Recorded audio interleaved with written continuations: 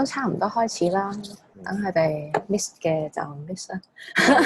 係啊，遲嚟就自己睇翻 YouTube 噶嘛。係啊，有 record 好。好啦，我哋都係正式開始啦。咁歡迎大家嚟到我哋 Parasite 嘅 Studio Visit 呢個 program 啦。咁今次咧，我哋就同藝術家鄺振希去做呢個 Studio Visit 嘅。咁今次就喺網上面做呢個 visit 啦。咁你會見到其實佢而家都喺自己課壇嘅工作室入邊嘅。咁已經喺個 share screen 度咧，其實佢已經開始 share 緊佢一個關於佢作品嘅一個圖片啦。咁 for 呢個 Studio Visit 咧，其實佢會首先介紹下佢一直以嚟畢業之後都一直係由佢嘅素描用針筆畫去出發嘅一啲作品啦，然之後就會開始講到幾個近期嘅個展，咁會係喺台灣啦，或者喺香港都有嘅個展啦，咁所以before 我俾阿希開始講之前咧，就提一提大家。咁呢一個Studio Visit 嘅錄音咧，就會之後擺翻上我哋嘅 YouTube channel 嘅。咁所以咧，暫時咧就可以要問sorry，暫時要 request 大家要 mute 咗自己先啦。咁如果你哋一路聽嘅時候有啲咩問題啊，或者有啲咩想同我哋 share 咧，都可以隨時喺 comment 度或者喺 chat room 度同我哋講嘅。咁我都會一直睇住，然之後再同阿希去答大家嘅問題嘅。咁在於稍後啲嘅時份就可以，可能大家都可以出聲，自由發揮咁樣嘅。咁好啦，首先就俾阿希開始介紹下自己啦。好啦，多謝大家嚟呢度聽我分享作品啦。咁都多謝 Parasite 邀請我嚟參與呢一個 program 啦。咁我係啦，我係鄺振希啦。咁平時就係叫我做阿希咁樣嘅啫。咁我係09年中文大學藝術系學士畢業嘅。咁都係由嗰陣時開始，我諗就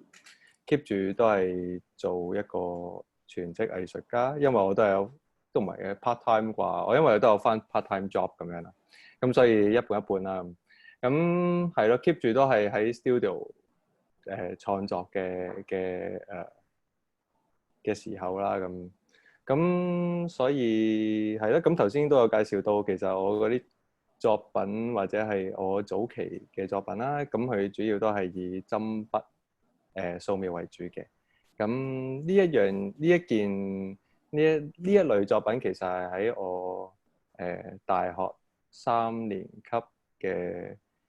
Sem 2嘅時候就發展咗呢一類嘅作品出嚟。咁其實當時即係其實第一件就係大家而家喺屏幕見到嘅嗰一件作品啦。咁當時出現呢一件作品嘅時候咧，其實本身喺之前係有一啲煩惱嘅，嗰個煩惱或者係我一啲諗法上嘅東西啦，就係即係究竟作品係咪必定係要作為一種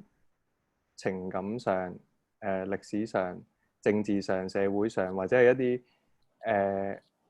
其他範疇嘅一種轉譯咧，即係或者係佢係一種媒介嚟去俾佢即係其他即係用作品嚟去述説其他嘅東西咧。因為可能點解我會諗呢個問題係其實我冇一樣咁樣嘅興趣。咁可能喺我面對呢一啲諗法嘅時候，反而我係以一種削減嘅方式嚟去應對呢一個思考。即係可能我會諗，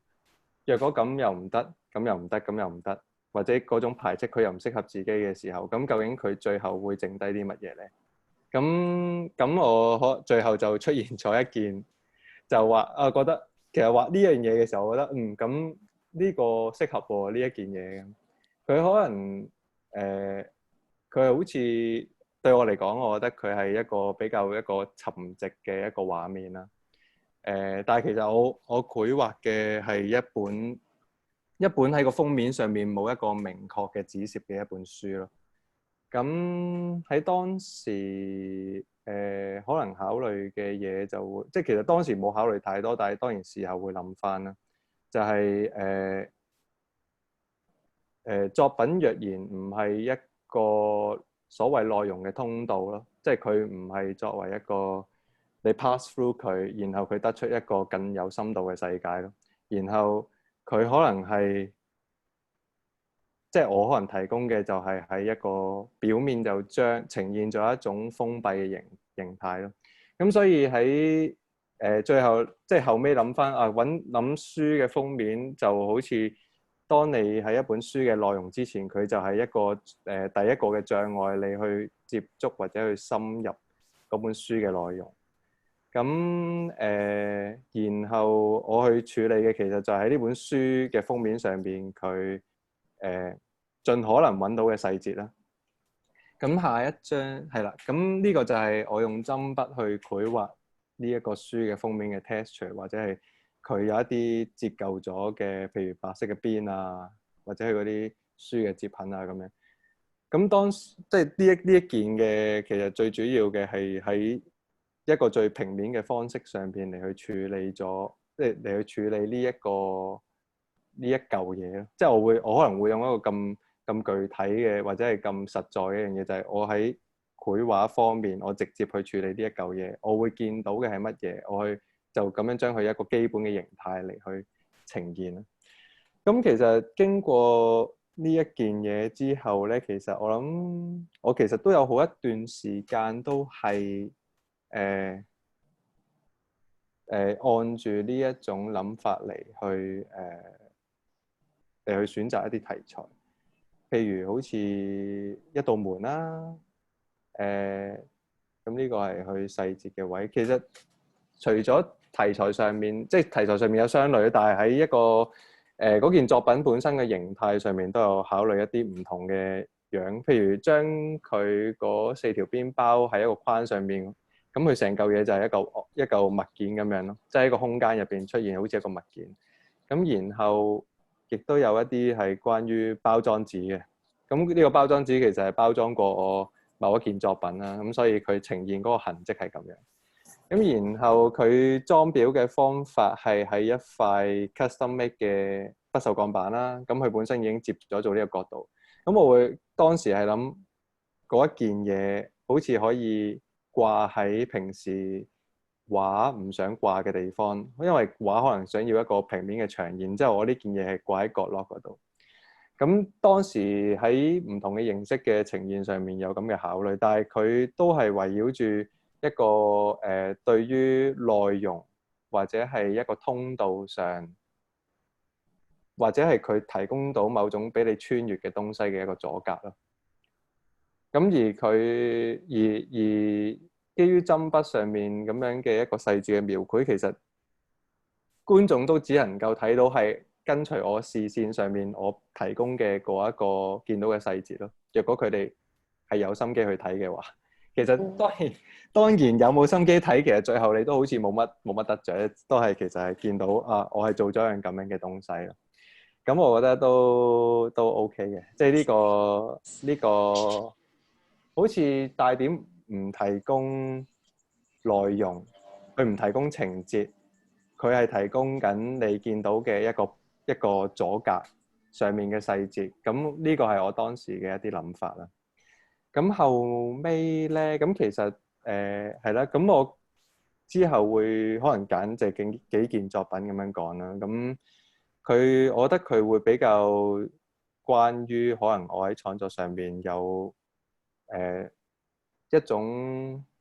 唔同嘅諗法嘅時候，咁我就會我覺得嗰件作品算係一個重要嘅東西。咁譬如下一件咧，就係雪花啦。咁呢件作品咧，對我嚟講，我覺得佢因為喺可能喺呢件作品之前，我主要都係 focus 咗喺紙本啦，或者係喺一個框入邊嘅畫嘅一個形態嘅一個作品。咁但係咧，呢一件作品上面，我即係當然佢其實呢件嘢佢係結合咗動畫嚟去一齊呈現嘅。咁但係另一方面，我會覺得佢即係因為我頭先如果諗嘅係關於一種阻礙或者係一個可能閱讀上嘅一個斷裂啦，即係內容同外表中間嘅一個斷裂啦。但係呢一個佢會令我覺得佢係即係雪花呢一樣嘢，佢係喺電視機入邊一個正常運作嘅狀態，然後佢只不過係喺我哋慣性可以閱讀到嘅一啲頻道或者個內容之下嘅一個樣。咁所以咁呢個諗法可能就會令我諗啊，其實都唔一定係單純只係關於一個外在嘅一個阻隔咯。佢可能喺內在某一個運作入邊都係會帶出一個閱讀嘅失效啦。咁呢件作品咧，其實呢個就係我當時可能我呢個係當時我展覽2010年啦。當Gary X 仲喺中環嘅時候嗰個 solo，呢個第一個 solo。咁之後左邊就係放咗10張雪花，然後咧喺門口個電視機其實就係放緊用嗰啲我畫嗰啲畫嚟去砌成嘅一個動畫咯。咁其實我係呢個就係一個佢一個整張嘅一個樣啦，其中一張啦。其實我係畫咗20張嘅，20張嚟去砌嗰個動畫，因為我應該係初頭畫咗10張之後試下砌一次，我覺得哇唔夠 smooth 喎，嗰個唔夠順滑嗰個動畫，之後我就再畫多10張嚟去砌一個 smooth 嘅動畫。其實砌呢個 PDF 嘅時候，我係會有諗其實我若果將佢撳得迅速啲咧，係會見到大概嗰個效果喺呢啲畫嘅範圍入邊。咁不過其實我係有嗰個 animation 嘅睇嘅。咁呢個係當時砌出嚟嘅嗰個樣咯。其實佢同真係電視機嗰個雪花出嚟個效果其實唔係真係爭太遠，所以嗰啲類似都係有啲人行過會覺得做乜呢個地方要放一部壞咗嘅電視機出嚟？咁究竟即係佢哋都知道嗰個係一個畫廊，佢哋都知道佢哋要呈現一啲嘢，咁點解要放一部壞嘅電視出嚟啦？咁呢個都正常嘅，我諗呢個反應，即係見到呢一個嘅時候。咁但係好啦，停咗佢先，睇下都會暈呢嚿嘢。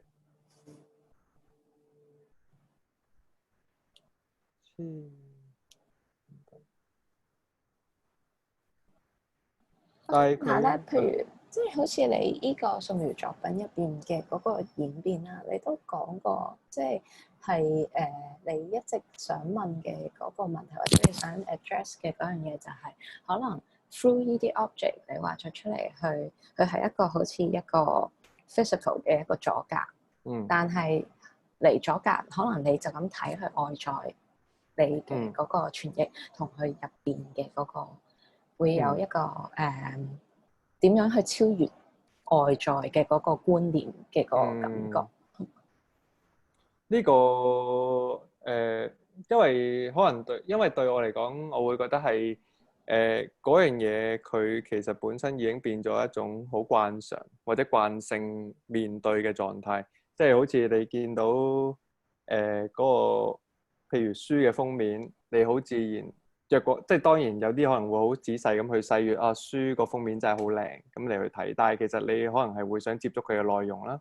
又或者係你見到電視機嘅雪花係一個好似電視機佢失靈嘅一個效果，但係其實即係佢就係會想要揾翻一個佢可以閱讀到嘅信號，或者佢等待緊嘅信號。咁但係喺譬如我將佢變成咗一個其實佢變成咗一個主要呈現嘅對象嘅時候，其實就佢好似反轉咗某一個形態咯，由一個失效或者係佢隱藏嘅樣，或者係好快會被揭開嘅樣，佢就成為咗就係變咗一個固定而喺度變成一個主要呈現嘅樣，即係佢有一個咁樣嘅一個反覆喺度。後尾我諗嘅話，係啦，希望講得清楚呢個。咁之後，咁呢個但係我都覺得，譬如喺雪花呢件，因為佢要 show 嘅時候咧，都放咗個電視機出嚟咧。咁佢同我以前可能喺一個框內嘅作品或者一啲紙本作品嗰個呈現方式有少少唔同。咁我覺得佢有影響到可能之後我對於一啲物件上面，即係移向使用物件上面嘅一個處理咯。咁之後咁所以下一件啦，咁我會呢個15年做嘅作品。咁呢個咧其實係我喺電視機個玻璃上面雕刻嘅，係啦。咁雕刻咗5個啦。咁佢近睇個質感係咁樣。咁其實我係雕刻完之後再拋光。咁佢我諗我呢個其實應該點講咧？我其實好多時嗰啲作品咧都係一個偶然嘅狀態下出現嘅。其實雪花都係，呢個都係。咁呢個若果係講呢件作品，就係我有可能同屋企人去聚餐嘅時候啦。佢哋係每一日都睇電視。咁佢哋可以會好即係好用一個好親切嘅稱呼嚟去稱呼到電視機入邊嘅一啲演員嘅一個昵稱咁樣。咁我覺得啊，呢個都好奇怪喎。咁即係我覺得嗰種甜蜜嘅程度，甚至乎比稱呼我更甚咁樣。咁其實我都唔介意嘅，不過只不過嗰個我會諗啊，其實當中唔係應該會有一種距離感咩？咁呢個我有咁樣嘅反應係可能係因為我本身唔睇電視嘅，好少睇電視啦，喺 studio 嗰度。咁我就會諗，其實喺嗰個平滑嘅，即係一個電視機佢平滑嘅表面，佢係咪消除咗某種觀眾同埋個內容之間嘅距離咧？咁我就會覺得，哇！即係我就好想做啲嘢嚟去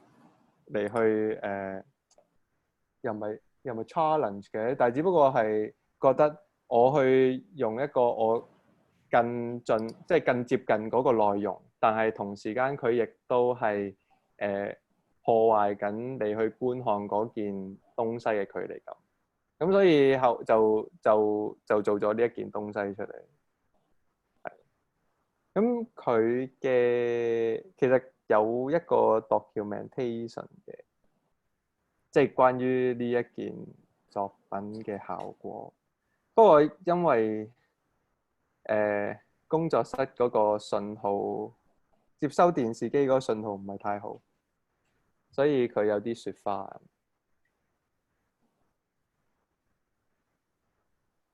我諗嘅係從我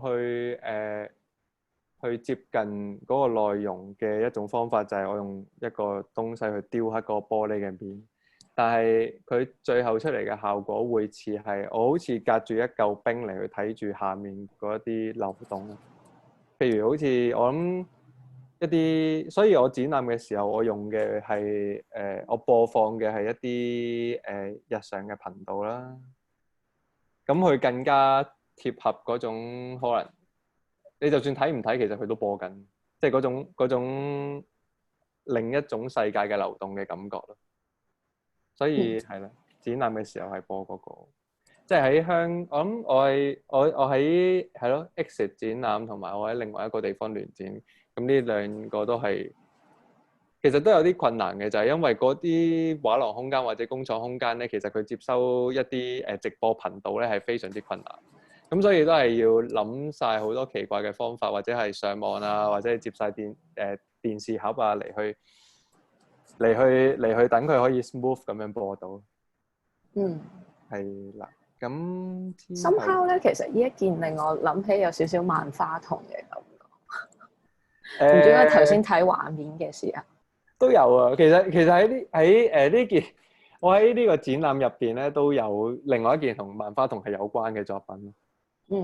係啦。咁其實嗰件作品就係將萬花筒嗰塊鏡拆咗出嚟，然之後放咗喺一個閉路電視上面。咁個閉路電視一路喐，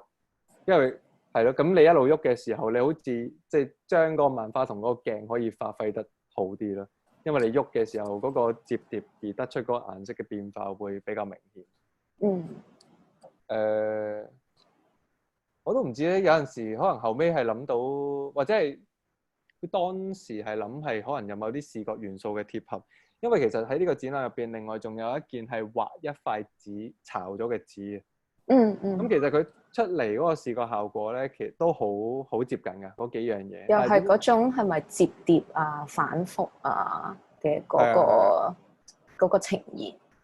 就會即係好連貫。譬如可能電視機係喺一個平嘅地方嚟去揾佢嗰種凹凸不平啦，或者一個波折啦。咁呢件係叫做顛簸的光啊，即係 tossing light 咁樣啦。咁然後嗰個我畫嗰塊巢咗嘅字咧，佢係佢最後都係個平面嚟嘅，因為我係描繪嗰種皺摺出嚟㗎嘛。然後喺嗰個閉路電視咧，佢係一個好細微嘅一個曲折嘅鏡，但係佢最後出嚟亦都係一個用 projection 出嚟，即係佢係一個巢咗嘅一個 CCTV 嘅 projection。我覺得有陣時喺展覽入邊，我大概會考慮呢一啲可能同一種視覺元素，但係佢係平嘅，佢係立體嘅，或者係佢係可以俾你穿越嘅一啲東西咯。呢個係咯，咁就接落去講展覽啦。我諗就係可能喺啲頭先所講嘅某啲同質性嘅元素上面嘅一個變化，而佢好講求嘅其實都係觀眾喺個展場入邊移動嘅一個感受。因為若果譬如好似而家一個咁樣嘅狀況啦，我講緊一個網上 present 嘅一個狀況啦，即係好似你可以用圖片嚟去觀看到作品，或者係你知道我展覽嘅格局，但係佢當中仍然係某一啲好細微嘅變化，佢係需要個經驗咯，即係喺個展場入邊嘅經驗去而呢一樣嘢其實都係我喺展覽入邊，我覺得會設立俾觀眾。咁呢個展覽咧，就係其實我啱啱喺2020年啦，年頭嘅2月嘅時候做嘅展覽。咁佢基於各種嘅原因啦，疫情又好，又或者係商業嘅上面可能基於衞生考慮啦。然後呢個展覽成為咗我暫時剪過最長嘅一個展覽，佢剪咗5個月啦。呢個過程剪咗5個月，咁我覺得都係一個有趣嘅地方嚟嘅。係咁呢個就係其實佢係喺TKG Plus Project 啦，喺台北嗰個畫廊嗰度。咁喺2樓個空間嗰度展出嘅。咁呢個就係你一上到去就會見到嘅個畫面啦。其實我有一個 setting 咧，係放咗喺佢嘅樓梯嗰度，即係當觀眾若果佢係要行上呢一個展場，即係由1樓行上2樓呢個展場，佢係經過呢個樓梯嘅時候咧，咁我係喺個樓梯嗰度，嗰係一個金屬嘅樓梯，金屬扶手嘅樓梯，咁我就加咗一個 contact speaker。一個接觸嘅一個喇叭咁樣啦，咁我就揾嗰個金屬嘅共振嗰個頻率係有幾多，咁然後就將佢放喺2樓嗰度，佢嗰個震動咧會一路傳到去1樓咯。咁所以當觀眾如果真係選擇咗從1樓嘅樓梯慢慢行上嚟嘅時候，佢會聽到喺樓梯嗰個空間，因為佢比較窄啦，佢會聽到越嚟越強嘅震動啦。若果佢喺呢個好講求衞生嘅時機之下，仍然會掂嗰個扶手咧，咁佢都會 feel 到嗰個扶手係有越嚟越強嘅震動。咁上到咁，所以佢係一個連續漸次增強嘅一個震動咧。咁之後去到呢一個門口啦。咁其實門口上面而家見到嘅嗰一個，多放翻 full screen 先，唔記得咗。佢係一個即係特登放喺嗰度嘅一個projection screen 咁樣。咁而佢咧，佢嗰個 video， 我又要放翻出嚟添 ，sorry 啊。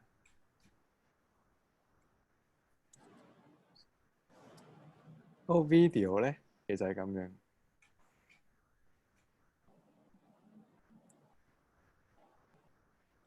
其實係我係諗想做一個好用，即係去拍手，但係喺一個最後會接觸到嘅時候就停低嘅一個 video。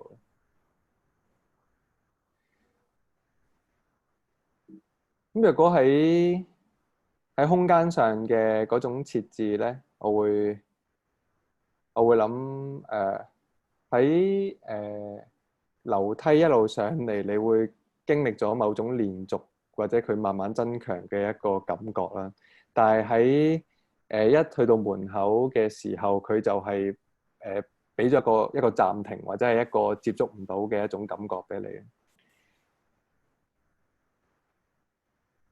咁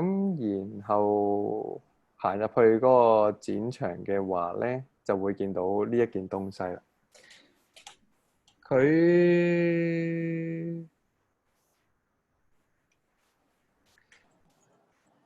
其實佢嗰個成件嘢嗰個設置咧係橫跨咗整個展場嘅。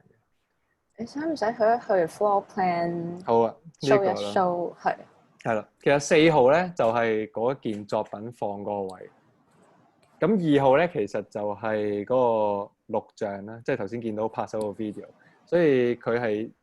所以嗰個4號即係嗰個有嗰個水位尺呢一件作品咧，佢係貫穿咗成個空間。咁我係啦，其實好似頭先講過，譬如電視機呢一件，即係雕刻電視機呢一樣嘢咁，其實就係可能係考慮緊本身嗰一個嗰件對象物佢嘅屬性或者係佢嘅質地，佢可以承受到幾多嘅一種改變咧？即係可能我雕刻佢嗰個深度，佢可以去到幾深咧？咁樣。咁當然嗰塊厚玻璃就係佢一個好明顯嘅佢嘅嗰種特性啦，即係相對於我哋而家接觸到嘅一啲薄嘅 mon。咁然後喺呢一件嘢上面，其實我咁呢一個用嘅係一個平時喺水塘或者喺河流嗰度去量度佢水位高度嘅一個尺啦。咁但係即係我會，其實我本身係想要一個關於淹沒，即係關於水浸嘅一件嘢。咁我就不停係咁喺個腦入邊篩選，究竟我得到嘅係啲咩圖像？可能我諗過坑渠蓋，我諗過用水晶膠封住個坑渠蓋。咁但係後尾我諗到，咦唔係喎，即係突然間，其實平時唔會接觸到，但係呢一件嘢浮咗喺我個腦入邊咯，即係一個測量水位嘅一個工具咯。咁而佢好多時佢嘅質地都係一個金屬，咁金屬就佢嘅延展性或者佢可以去加工嘅一個可能啦。咁我就諗將佢變成係一個容器啦。咁個容器就好薄嘅啫。咁嚟去，因為我諗嘅係若果水位尺佢一路要對應住嘅就係水嘅高度咯，就係將佢成個工具或者成個測量嘅東西去掩蓋咗。咁但係我喺呢一件嘢入邊就係製造咗一個容器，佢只係一個好薄嘅一個好薄嘅深度啦，好少嘅深度啊。咁就加咗一浸水俾佢，佢其實都係一個水浸嘅一個狀態咯。但係嗰個水浸只不過係影響緊佢自己，佢唔會影響到周圍嘅一個東西。應該係話佢係一個佢係一個災難，以佢數字上嘅閱讀，但係佢係好輕騎或者係好輕微嘅一個狀態咁樣。係啦，咁再加其實咧其實嗰個水位尺咧，佢有一陣好薄嘅水，佢亦都好講求可能就係觀眾喺展場去移動所見到嘅樣咯。即係譬如而家呢一個咧係某一個角度嘅時候先會見到嗰個光嘅反射，但係若果你係正面望佢嘅時候，佢會變，即係水會變咗，好似消失咗咁樣，佢會好似透明咁樣，而唔知佢上面有啲咩咯。咁呢個就係頭先可能我講話喺展覽空間上面，我嘗試想去提供俾觀眾，即係究竟其實好簡單，就係你喺現場有咩意義咯？呢一樣嘢咯。同埋係咪即係俾觀眾喺行即係遊走喺空間遊走嘅時候，自己去發現呢個水浸呢一個 indication？都係㗎。因為我大概想像啦，因為好多時咧喺做出嗰件東西嘅時候，都係你喺度諗，或者將嗰啲元素去拼埋一齊嘅時候，會諗下究竟佢得出嘅係咩狀況。咁大概都會知佢可能好難可以察覺到咯。咁所以佢有陣時我會諗觀眾有可能走過咗而唔察覺嗰啲嘢咯。但係若果佢回頭去望某一啲東西嘅時候，佢就可能會見到嗰個反射咯。係咯，所以有少少，我都唔知點講，即係好似有啲收埋，但係有啲姣咁樣，可以咁樣形容。咁之後咧，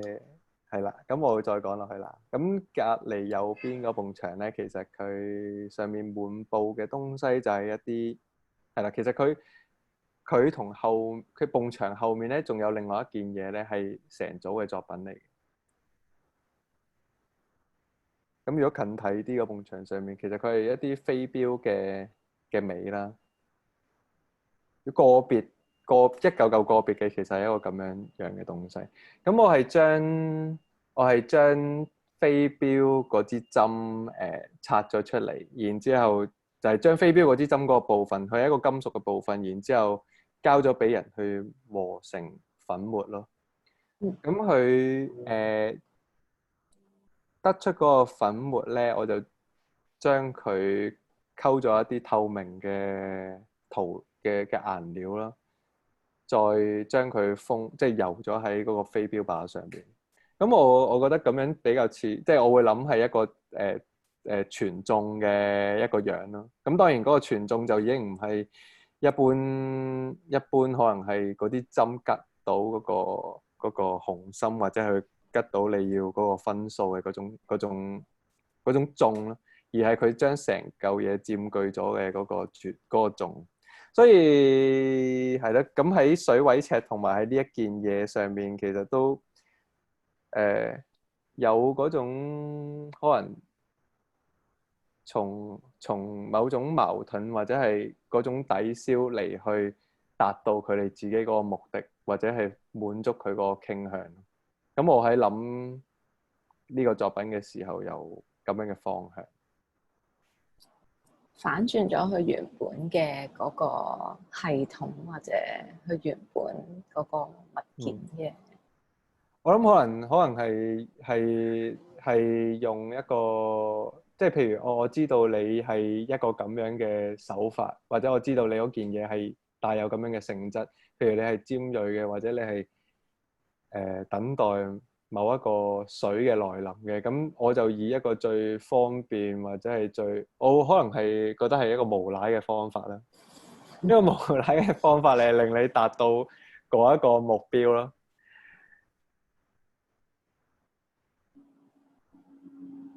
咁喺呢個展場入邊都有三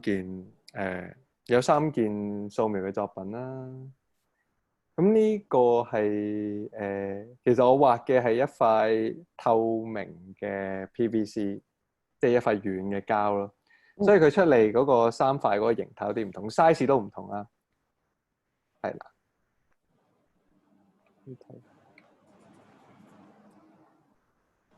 咁當然如果講翻頭先講話喺某啲性質喺一個展場入邊嘅一個反覆，譬如水嘅嗰個透明，同埋喺畫上面佢要畫嗰種透明嘅物料，呢個都係有一啲比較可能我自己想像嘅一種關係啦。嗯，係啦。咁呢個就係再加埋玻璃。係啦，玻璃啦。佢有幾樣，即係我覺得嗰樣嘢佢未必喺我展覽同觀眾介紹嘅時候，佢唔一定唔必須係我要講嘅嘢，因為佢好似係一個喺感受上俾人去連接嘅一啲東西咯。係咯，咁講翻呢度先啦。佢就係再經過頭先嗰張畫，然之後再入去下一個空間。咁喺左邊呢個咧就係一個燈箱嚟嘅。咁佢係一個滿佈咗我簽名嘅燈箱啦。咁近睇係咁樣。其實係我係因為我係諗，譬如若果燈箱佢作為一個想好離遠就已經俾觀眾或者俾人見到佢嗰間鋪頭嘅名，或者係見到佢一個甚至乎可能係老細嘅名添，即係有一啲咁樣嘅一啲鋪頭。咁然後我喺上面所做嘅其實就係將自己個簽名不停喺個燈箱上面係咁簽咯。咁我簽咗大概2層至3層左右啦，即係又係用一個順應住嗰件東西嘅一個傾向，但係我用一個累積或者不停咁樣加強嘅方法嚟抵消咗佢原本嘅意圖。係啦，咁出嚟就係變咗我嘅簽名就會變咗咁樣一撇嘢嘅。係啦，咁就係一嚿咁樣嘅東西。咁其實後尾再講，如果講 setting 嘅話，我覺得佢而家地下咧，佢咪有一個光控嘅。其實係另外再打咗一盞燈俾呢個燈箱。如果觀眾佢本身行呢一條通道嘅時候咧，其實佢會我都會擔心佢會唔會直接撞咗落去嗰個燈箱嗰度，當佢轉彎嘅時候。然之後其實喺嗰度有個策展人，佢就提議話就加一盞燈落去啦咁樣。我覺得嗰個佢大概有一種都係空間上面對應嘅有一個敏感度咯，而得出呢一個咁樣嘅效果。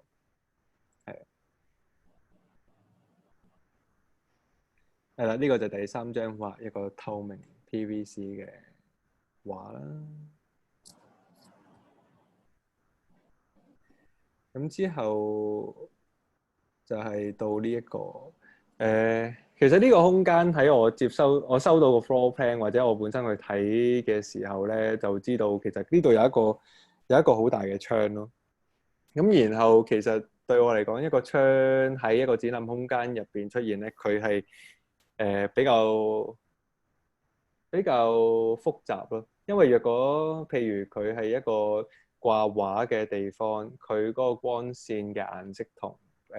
本身場地入邊嗰啲燈嘅顏色好唔同啦。然後另一方面就係佢外面會喐嘅東西，總係會比場入邊嘅東西吸引啦。即係以我自己嘅感覺啦，可能我睇展覽都係咁啦。我成日都望窗而唔係望作品咁樣。咁但係所以有一個問題就係我究竟如何去將呢個窗成為作品嘅一部分？咁所以而呢一件即係喺玻璃上面丟一個交叉，就係嗰個好似嗰啲防風，即係颱風嚟嘅時候貼膠紙嗰個痕跡。其實我之前有做過嘅，咁今次喺呢個地方咧就再做一次啦，因為我覺得佢喺譬如台灣呢個地方啦，就係大家都知道，其實即係大家都知道颱風係咩回事啦。相對於可能如果係即係歐洲嘅話咧，佢哋唔知颱風係咩嚟㗎嘛。咁然後另一方面就係佢就係咁啱有一個咁大嘅窗，即係外面對於空間嘅干擾，亦都係一個需要防範嘅東西啦。咁然後有一件作為防範意味嘅作品放翻喺呢個窗前邊，我覺得都係一個合適嘅選擇啦。係。咁呢個咧，其實就係我喺玻璃上面做雕刻嘅，即係講翻原本呢一件作品嘅諗法啦，就係用若果雕刻，即係因為雕刻喺玻璃上面，就係佢破壞咗佢個表面嘛，佢亦都令到塊玻璃薄咗，而佢亦都係一個脆弱嘅點啦，或者脆弱嘅區域啦。咁但係用一個令佢變得脆弱嘅方法而刻咗一個保護佢嘅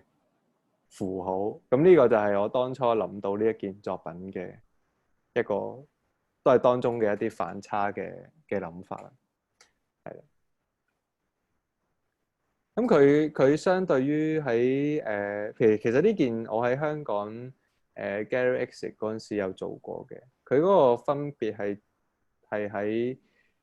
今次除咗貼近窗口啦，即係外面嘅畫係會見到嘅。然後佢亦都係以一個可以移動嘅，佢係一棟可以活動嘅門咯。即係觀眾其實係可以推佢嘅。咁其實在於觀眾夠唔夠膽去掂佢嘅啫。因為好多時都會唔敢掂噶嘛，但係其實佢係可以，佢係可以掂嘅。就算推佢都唔會爛嘅。係啊，就係咁。仲有一件啦，仲有一件作品係放咗喺佢嘅櫥窗嗰度。呢件都係舊嘅作品嚟嘅。咁但係佢應該係話，其實每一次諗要將一啲做咗嘅作品將佢放出嚟，都會考慮究竟佢喺嗰個地方可以產生啲咩效果。即係每一個地方佢都好似提供咗另外一個場景或者另外一個位置俾嗰一件作品去展示咯。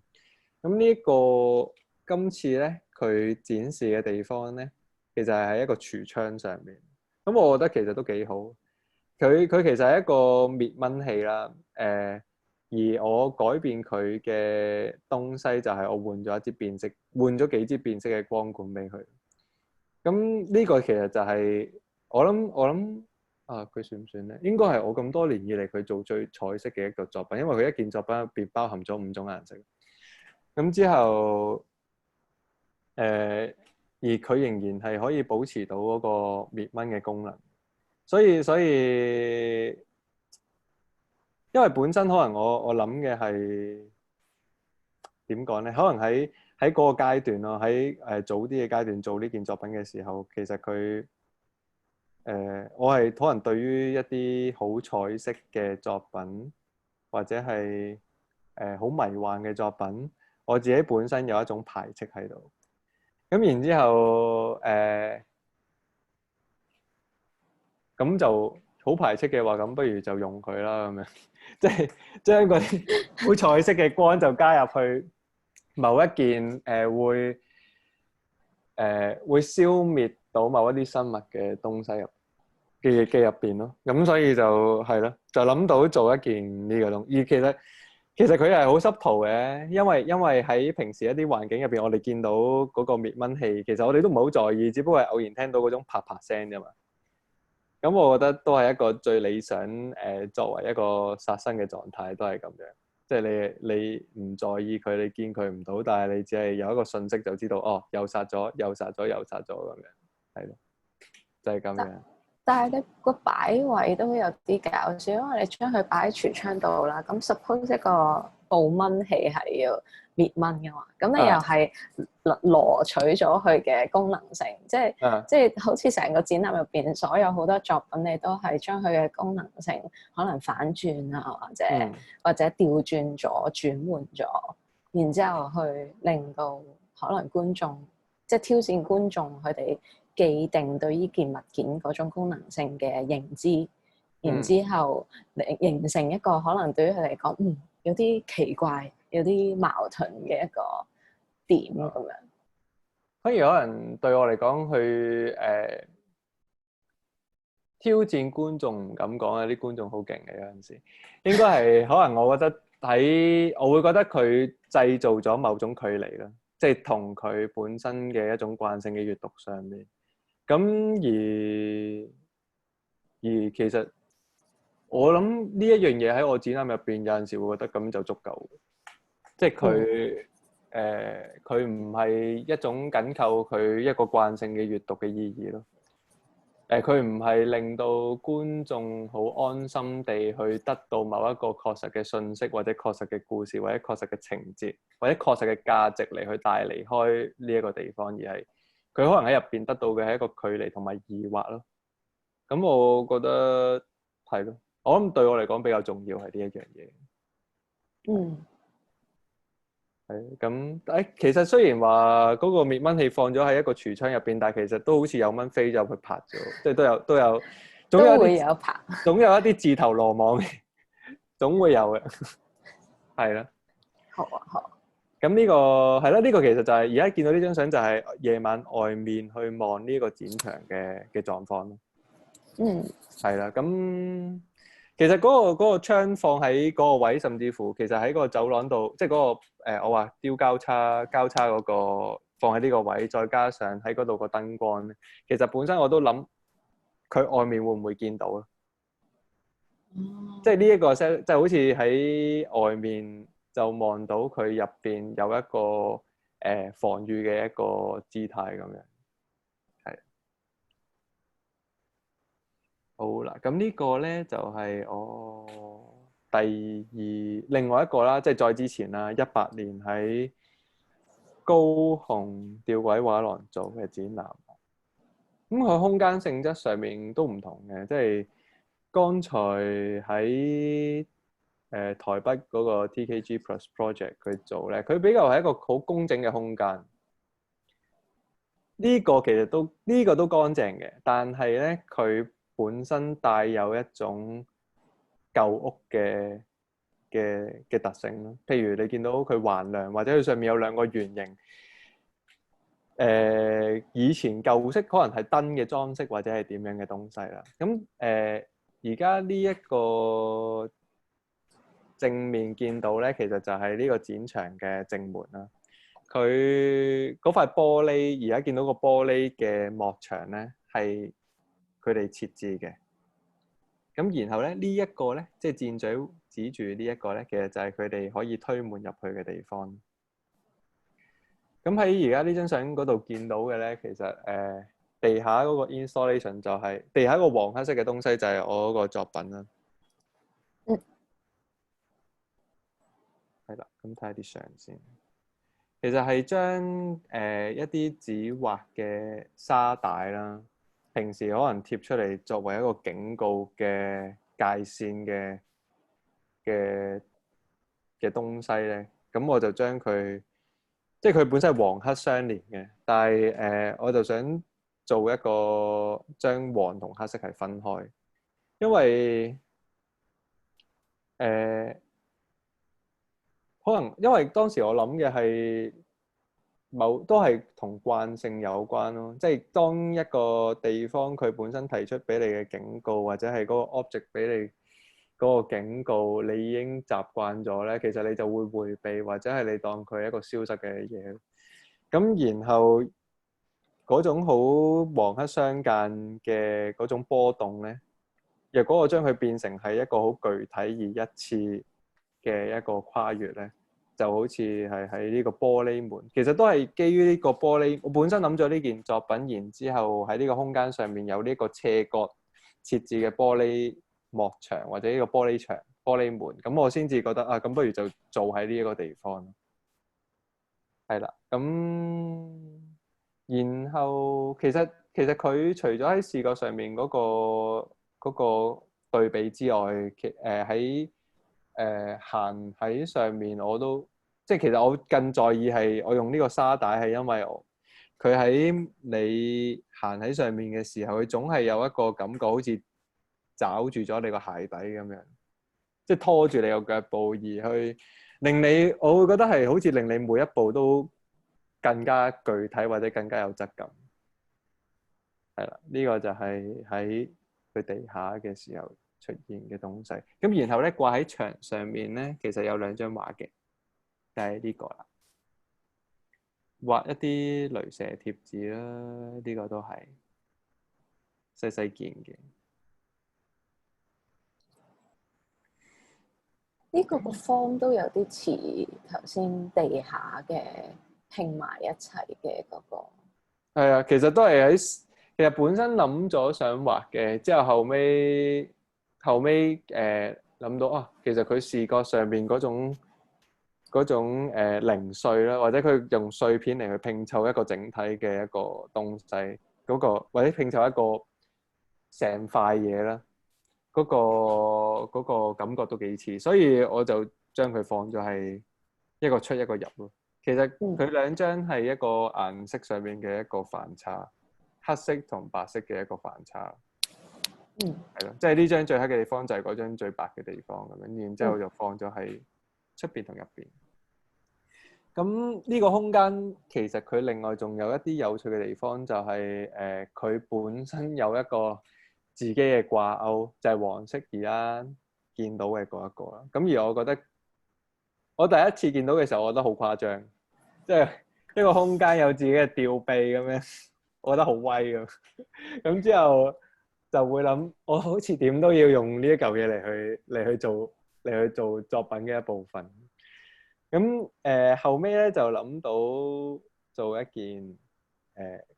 喺二樓嗰度嘅東西啦，即係由頭先經過咗黃黑色嗰個地板，然之後行樓梯上去二樓，就係一上嚟就會見到一個咁樣嘅嘢。咁而家見到嘅譬如有一條，其實我係用橡筋繩啦，同埋滑輪啦，同埋頭先見到嗰個空間嗰個黃色勾啦，再加埋去到盡，其實呢張相嘅盡頭就係嗰條橡筋繩連落去畫廊嘅其中一埲牆啦，即係就係用畫廊自己佢本身嘅一啲元素啦，或者係嗰個設備嚟去拉緊中間嗰一個橡筋繩咯，而係啦，呢個可以一路見到個空間。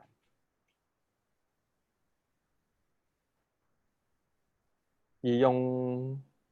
就係基於頭先見到話，覺得嗰個掛鈎個感覺好似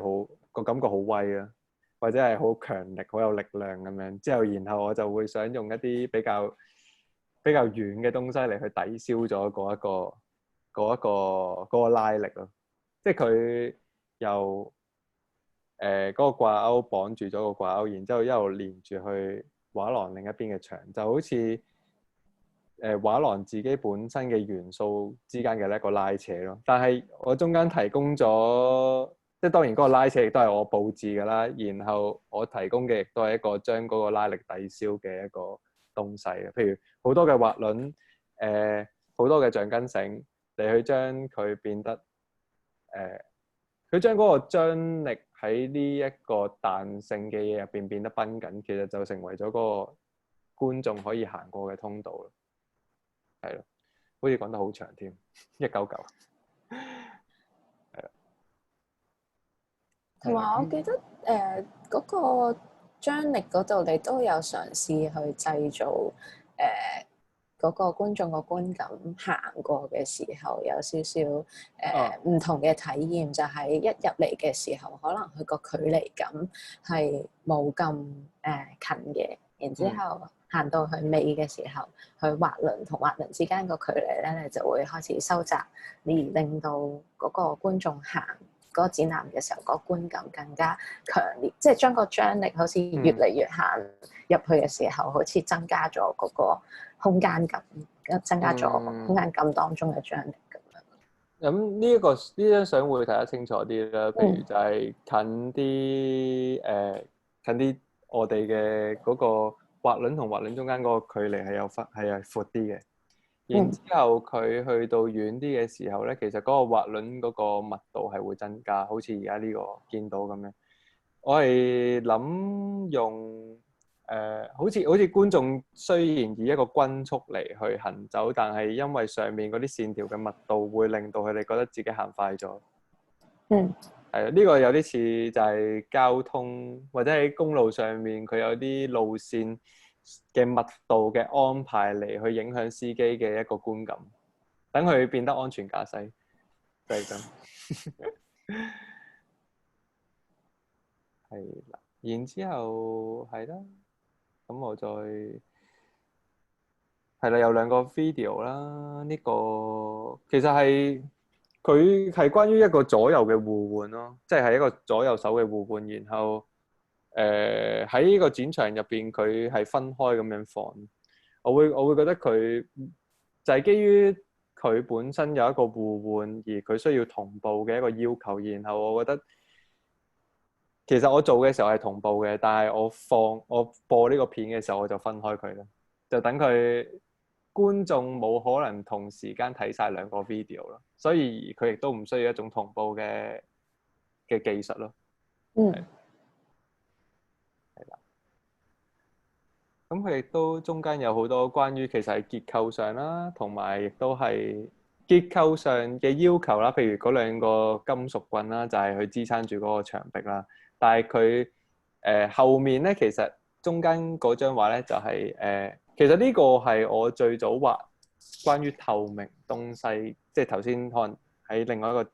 展覽佢出現嗰幾件透明嘅 PVC， 而呢一個咧我係畫一個透明嘅玻璃板。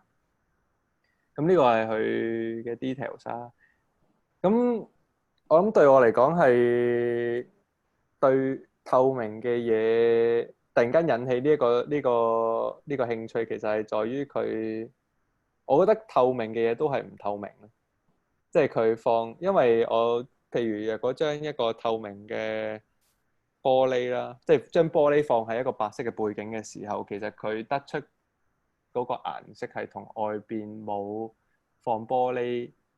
係有分別嘅，即係嗰個白色同入邊嗰個灰色係有分別。咁當然我覺得呢個係一個常識嚟嘅，即係佢因為玻璃有折射啊嘛，玻璃有佢嘅厚度啊嘛，玻璃有佢嘅陰影啊嘛，咁我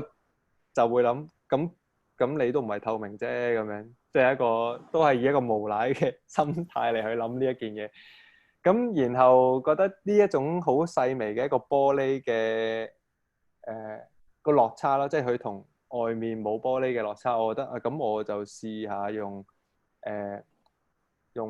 墨汁嚟去將呢一樣嘢畫出嚟咯，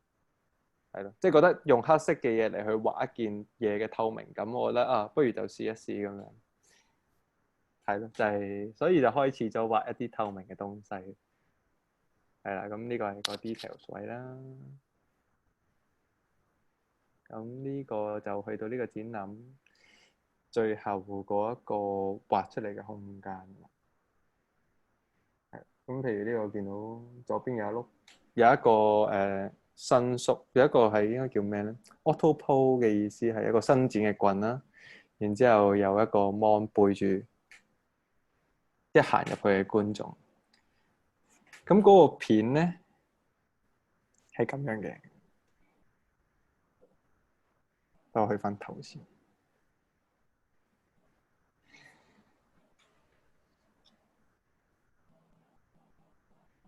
即係譬如好似喺一個，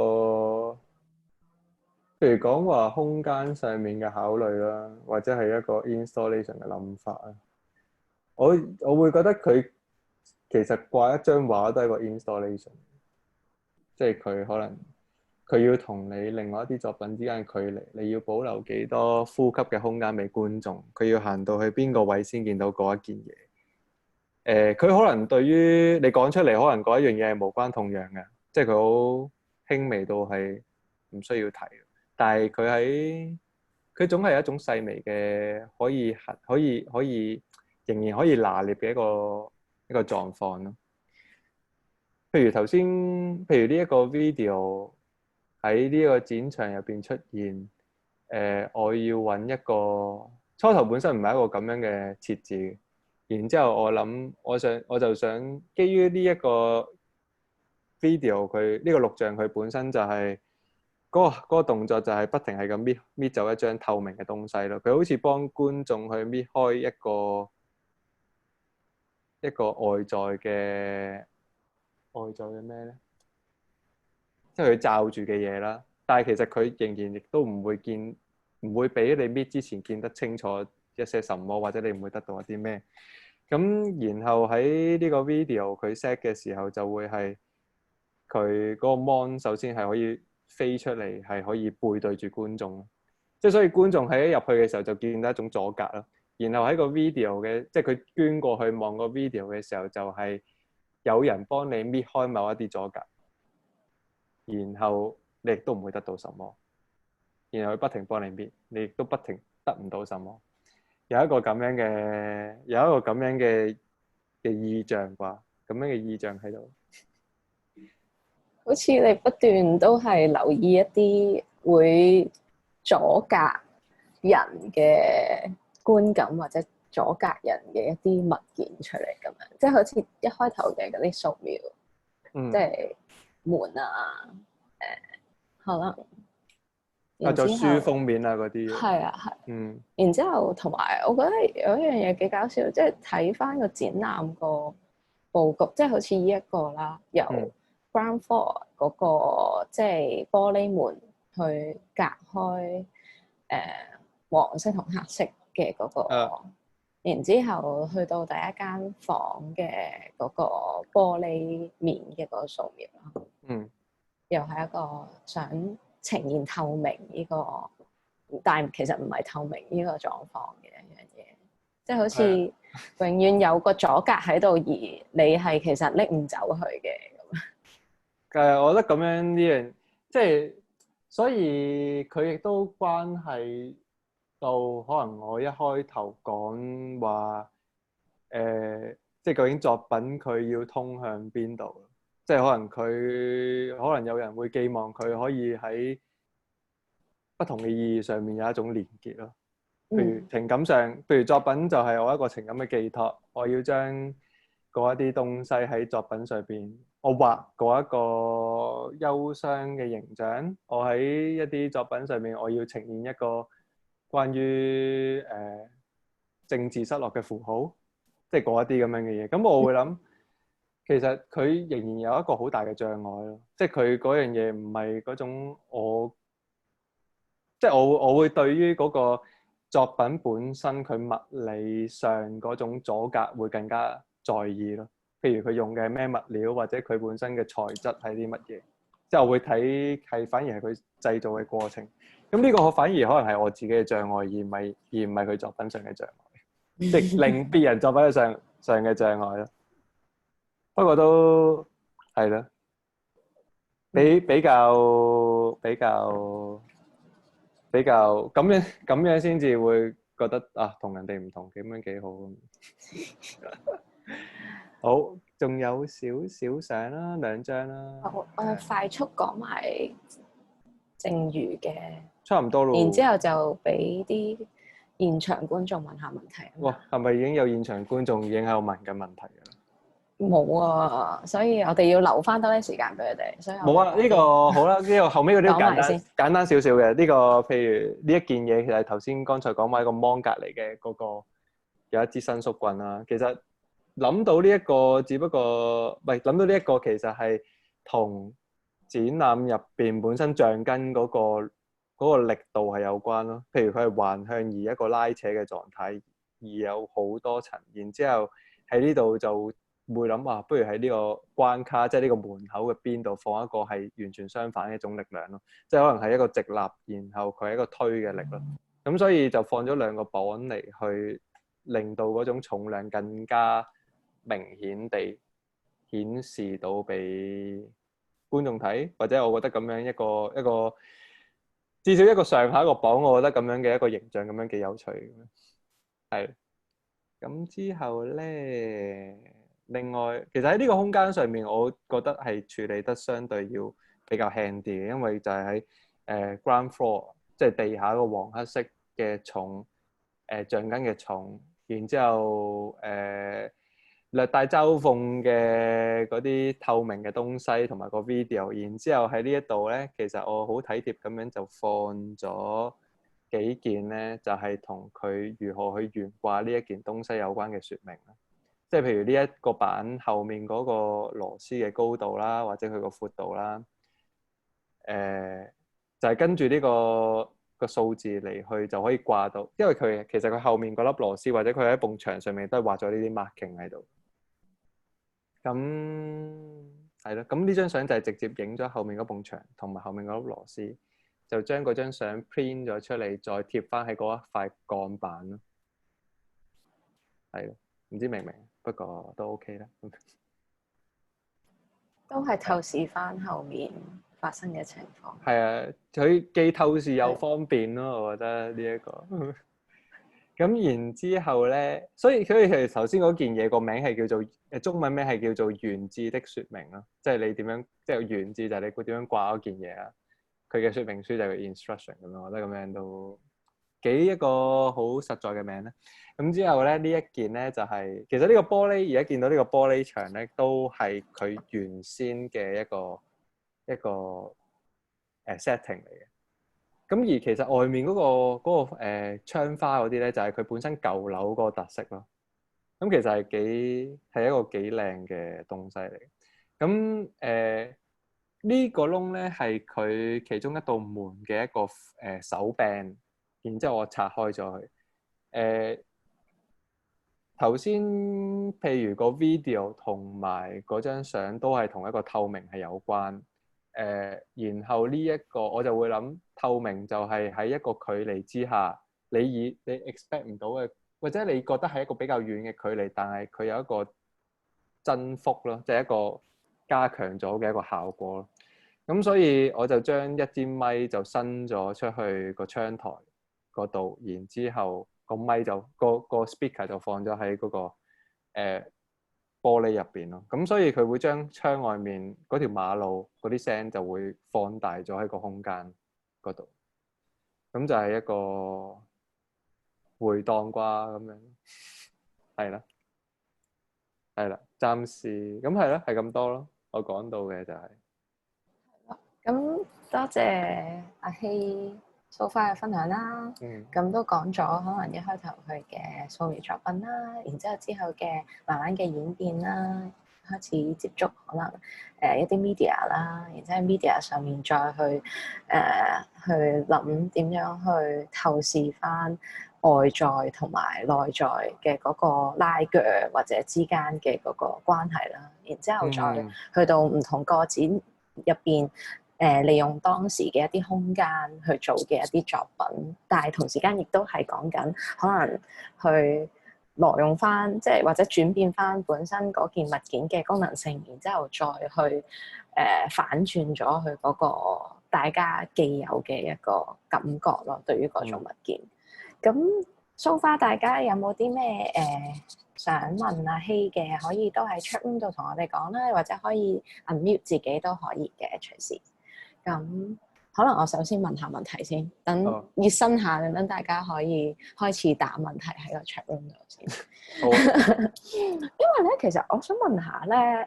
即係你將即係好多時呢啲物件或者你去用呢啲現成物嘅時候，好多時你將佢原本嘅嗰個可能真係嗰個功能性真係調轉咗或者拎走咗而反轉咗嘅時候，而製造嗰個矛盾嘅時候，咁其實你當中咁樣去做去反轉嘅時候，係同你本身可能一個生活嘅狀態啊，或者有冇一啲關係咧？其實，我諗點都有啲嘅，好難冇。但係佢比較，即係佢比較似係從即係佢，因為應該點講咧？就係我諗大家都好中意講呢度嘅感傷啩，呢度嘅傷感啊，或者係政治帶嚟嘅壓抑啊，咁所有嘅東西。咁但係對我嚟講咧，我反而係會在於喺入邊，我諗我會揾一個理解方法咯。即係究竟佢點解會混亂至此咧？點解嗰啲人反應會有趣至此咧？咁然後喺呢一啲東西入邊，喺一啲咁樣嘅 pattern 入邊咧，有可能係會諗到一啲作品嘅樣咯。佢未必係一個直接嘅關係，佢可能係一個突然間好偶然喺你諗緊嗰啲嘢點解會咁有趣嘅時候，你會得出咗一個作品嘅樣。即係譬如好似小心啲講嘢先咯。唔係因為你平時我覺得偏向你嘅作品都係比較即係黑白灰嘅通，即係比較 mono 啊。係啊，mono 通啦，比較少可能色彩啊或者點樣，所以已經個感覺已經係有啲可能有少少幽怨啊，或者即係係啦，冷靜啫，冷靜啫。冷靜係冷靜呢個通都啱嘅。係。咁然之後我就喺度諗，咦？突然間18年呢個展樓下嗰個用黃色黑色呢一個，我呢一個咧，呢一個反而就有啲點講咧？因為其實佢係最普遍啊，即係佢未必係真係嗰種黃色同其他顏色嘅一個相爭嘅關係啦。若果真係要咁樣理解，我亦都無妨。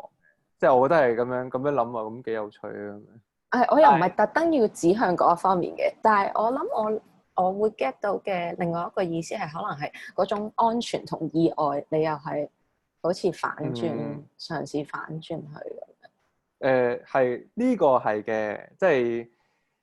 反而對我嚟講，而家喺一個某一啲環境上面，你見到最原初嗰種黃黑相間，你先覺得安全啊嘛，因為已經有人警告咗你，你要迴避嗰一個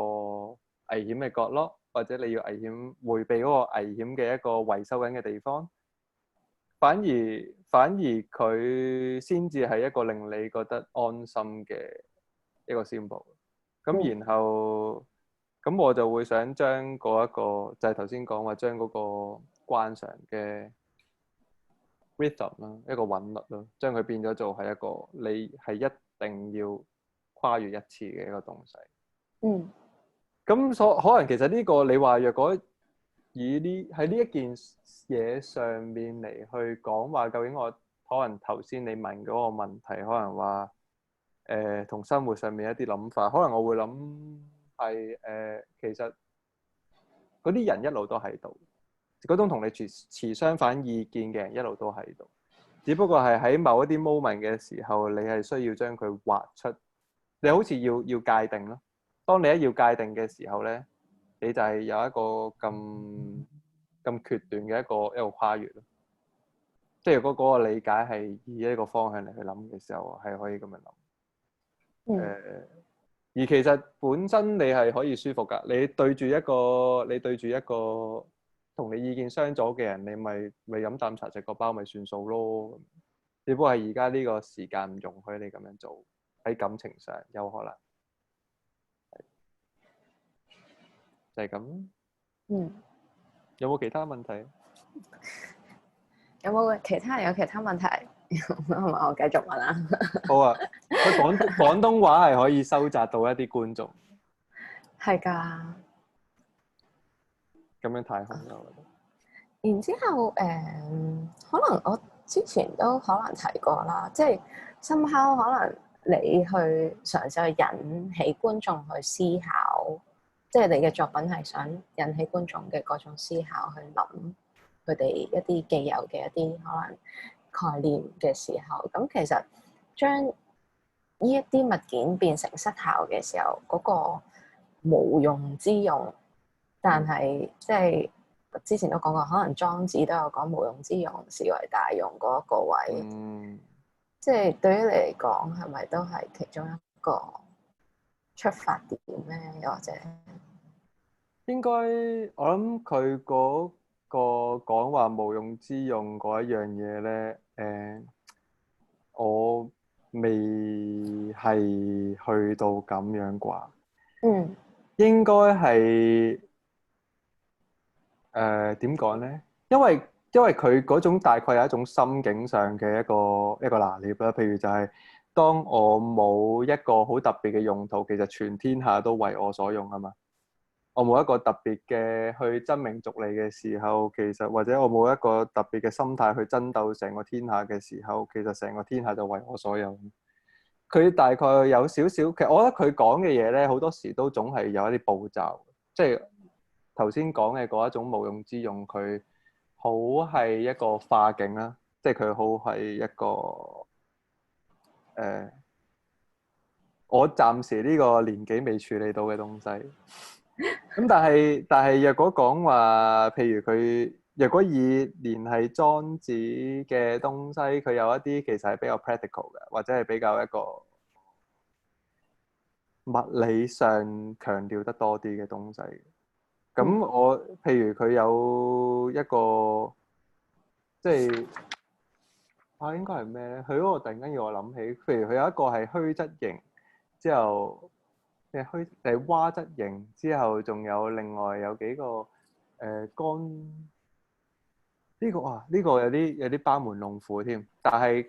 我用白話文嚟去講，我用我自己嘅語言嚟去講嘅就係話你好多時啲嘢都係相對，你要刮咗一個氹咧，佢先至會形成一個水蛙。你要去將佢，譬如一啲好剛硬嘅東西，你先至好容易去彎折佢，佢先至容易截斷咯。佢本身有彈性嘅東西，你唔易截斷噶嘛。一啲好硬嘅嘢，你先容易截斷。咁我會覺得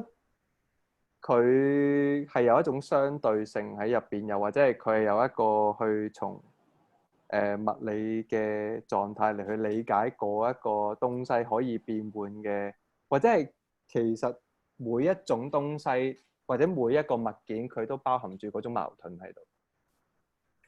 然後當你相信或者當你平時接收嘅嗰種充盈嘅意義，其實佢亦都係究竟佢本身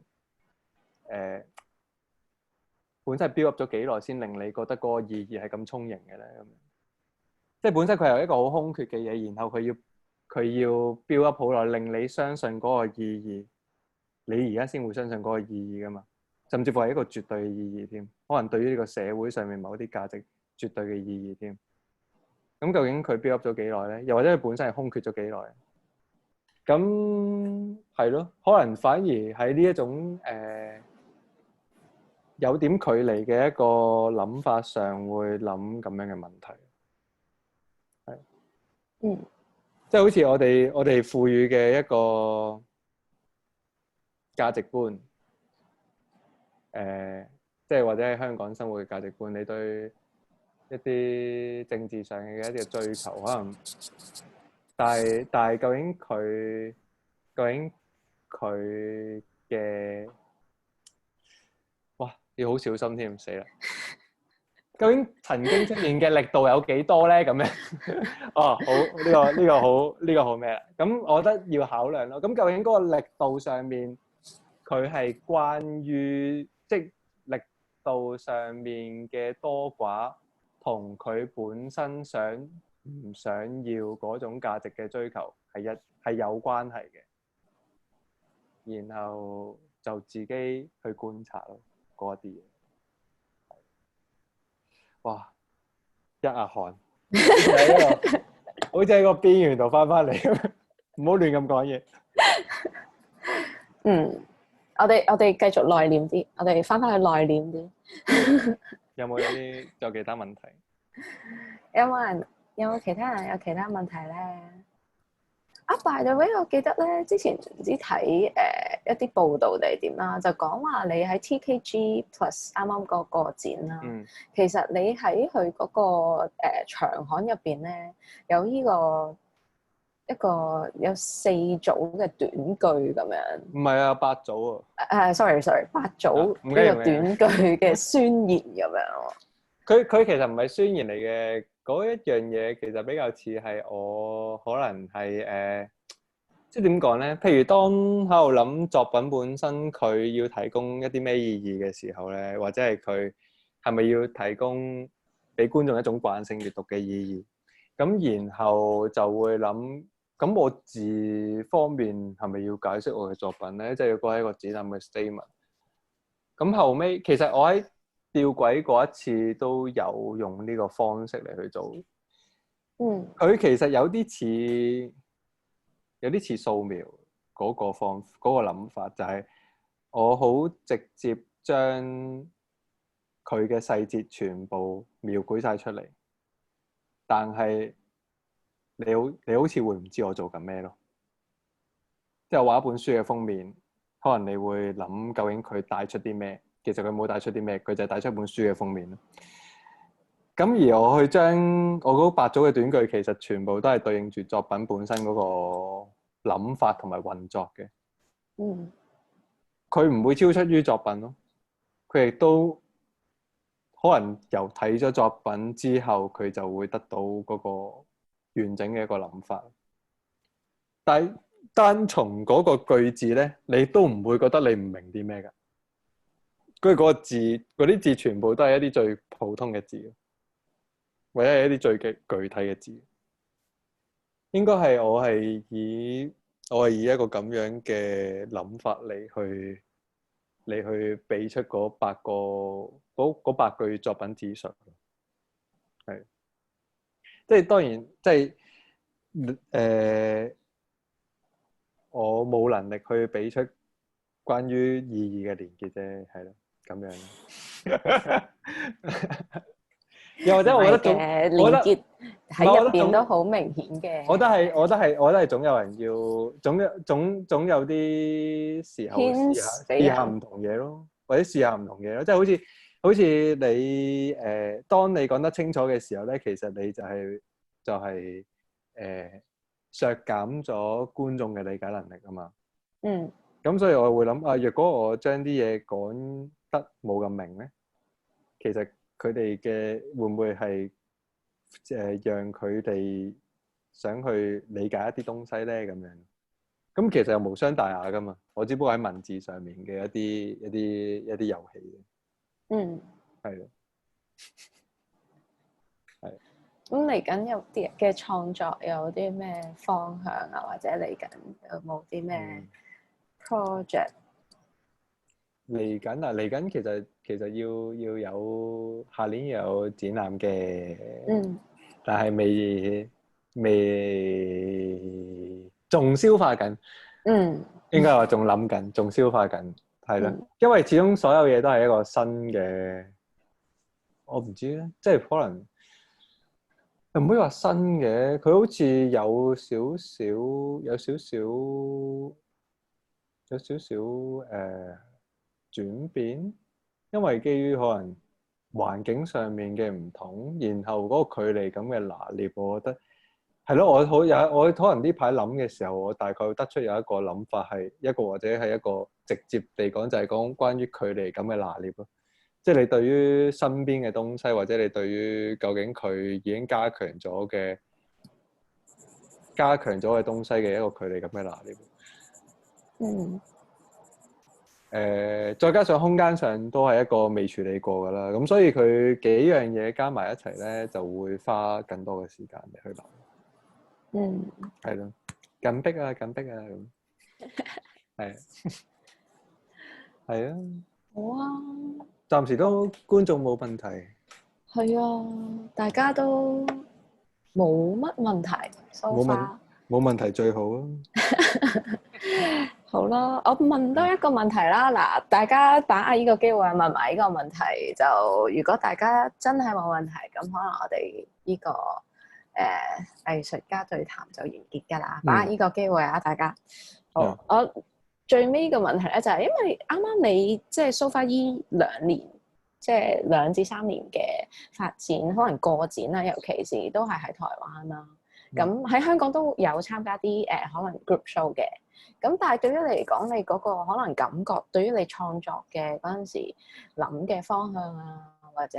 你創作嘅時候嘅一啲諗法，會唔會即係都會有啲影響咧？或者你喺當中諗嘅，好似你頭先講，即係去諗緊你所操作嘅呢個環境或者嗰個距離感，係咪即係對於你嚟講，可能都會有少少嘅新嘅元素咧喺你嘅作品入邊，或者都有嘅。我諗即係譬如可能喺首先就係空間上面，其實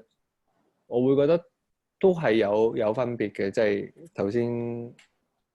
展示過，譬如嗰兩個一個好長條形嘅空間，又或者係有一個突然間有個落地大玻璃嘅一個空間。其實佢哋總係有一啲地方喺香港一啲展覽或者畫廊、展覽空間或者畫廊入邊，你比較少經歷嘅咯。即係佢有啲更加多唔同樣咯。咁然後，但係其實咧，你話我會即係若果喺內容上咧，我其實就唔會考慮。我唔應該即係有一啲東西，唔係應該有一啲作品咧，就係我會知道啊。我譬如頭先講話丟玻璃嗰個交叉，喺外國我會知道佢哋唔知係咩嚟，但係喺台灣佢哋會知咩嚟，即係佢有一個咁嘅分別。但係我咁樣嘅作品上係比較少，而我係應該更加想要一個其實佢唔限於淨係香港先明嘅嘢咯。佢可以有嗰種感覺，佢可以顯示嗰個緊張或者嗰種陌生感。但係佢唔係喺作品嘅符號上面產生一種距離嘅。係，即係我會盡量想要一個咁樣嘅東西。係。咁係咯，所以對我嚟講，喺台灣同香港嘅展覽，佢唔係除咗我唔可以而家我唔可以成日去個場度睇細節，有啲咩可以俾我去留意嘅時候，其實佢暫時都唔算一個好大嘅分別嘅。係啊，係啊。係啊，但係我諗你喺空間上面嘅可能嗰個考慮啊，都即係比起可能其他嘅展覽會多咗，即係近呢兩年，尤其是因為個展嘅元素，即係你可以更加去考慮由另一個空間行到另一個空間嘅時候，即係觀眾嘅嗰個觀感啊，咁樣各類。會嘅，呢一個其實係我諗呢幾年咯，呢3-4年會諗得多啲嘅嘢咯。佢多咗啲可以玩嘅東西咯。係。好啊。係。咁我啱啱喺 chat room 度啦，都 share 咗阿希嘅呢個個人網站啦。咁如果大家有興趣，都可以上翻佢嘅網站睇清楚，即係可能佢其他嘅展覽啊，或者佢嘅作品咁樣啦。咁呢個對談咧，其實都會之後擺翻上我哋個 YouTube channel 嘅，所以你可能如果真係 miss out 咗呢一部分，咁隨時可以上翻嚟聽嘅。咁所以咧，今日咧就多謝鄺振希同我哋分享啦，亦都多謝現場觀眾啦，同我哋留到最尾咁樣啦。咁多謝希望下年有機會可以去到台灣睇你嘅展覽啦，真身咁樣去到啦。我都想去到台灣可以 set 展覽，不過未知。嗱，而家就你今年仲可以有機會可以真身去到，下年就有機會有呢個 challenge 啦。係啊，好難講啊呢啲未知之數啊，大家都係啊，但係都期待。好啦，多謝晒，唔該晒，多謝大家。咁我哋嚟緊星期三係同 Bowie 嘅一個studio visit 啦，會去到佢而家嘅個展嘅，咁大家都可以繼續留意啦。咁多謝大家。